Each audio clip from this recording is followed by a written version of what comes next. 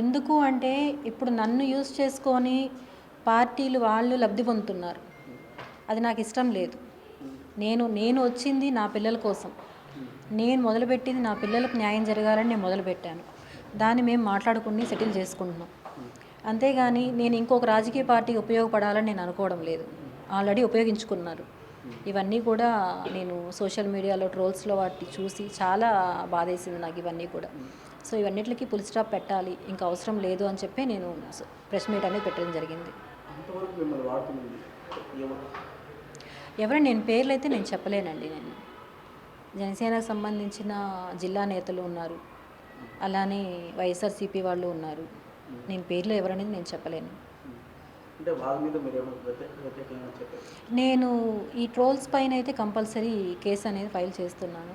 ఆ తర్వాత videos audio క్లిప్సింగ్ ఎవరైతే రిలీజ్ చేశారో వాళ్ళన్నీ కూడా ఎంక్వైరీ అనేది వేశాను. ఆల్రెడీ నేను జరుగుతుంది.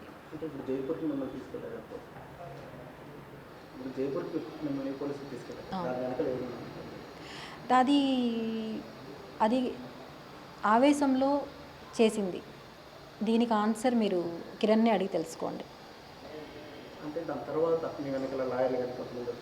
లేదండి అక్కడికైతే జైపూర్కి ఎవ్వరూ రాలేదు.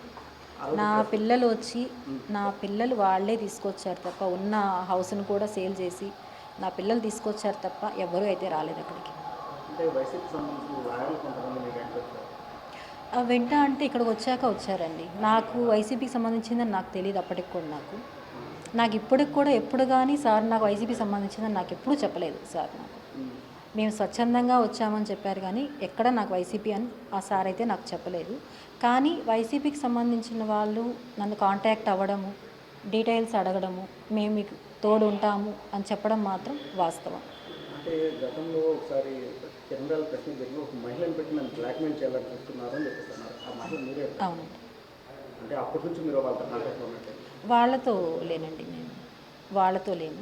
ఇక్కడ ఏమైందంటే జనసేనకు సంబంధించిన కొంతమంది, వైఎస్ఆర్సీపీకి సంబంధించిన కొంతమంది వీళ్ళు ఈక్వల్గా ఉన్నారు. సో ఇప్పుడు రిలీజ్ అయిన ఫొటోస్ ఏవైతే ఉన్నాయో ఆడియో క్లిప్స్ ఇవన్నీ కూడా అవి వాళ్ళు షేర్ చేసుకున్నవి. ఇది నేను ఒక పార్టీ వాళ్ళు రిలీజ్ చేశారని నేను అనడం లేదు. నేను ఇది ఇద్దరూ కలిసి చేశారు. దాని గురించే నేను ఎంక్వైరీకి అని వేశాను ఆల్రెడీ. నేను అవన్నీ వస్తాయి.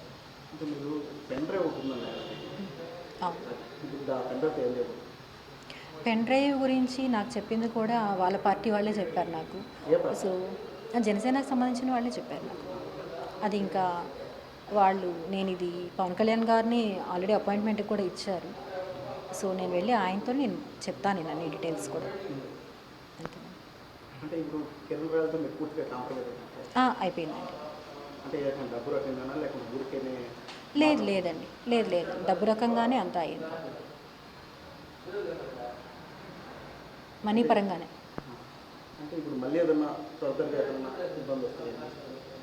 ఇబ్బంది ఏమీ రాదు ఇంకా అని చెప్పి మాకు పెద్దల మధ్యలో అంత కాంప్రమైజ్ అనేది అయ్యిందండి. ఒక ఫుల్ స్టాప్ పెట్టాలని చెప్పి నేను వచ్చాను.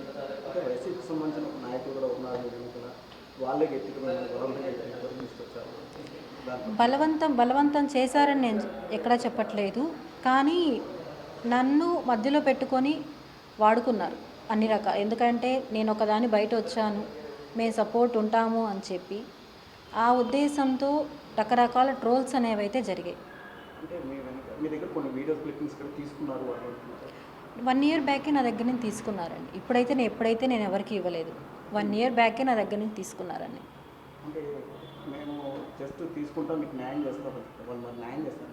లేదు, చేయలేదు.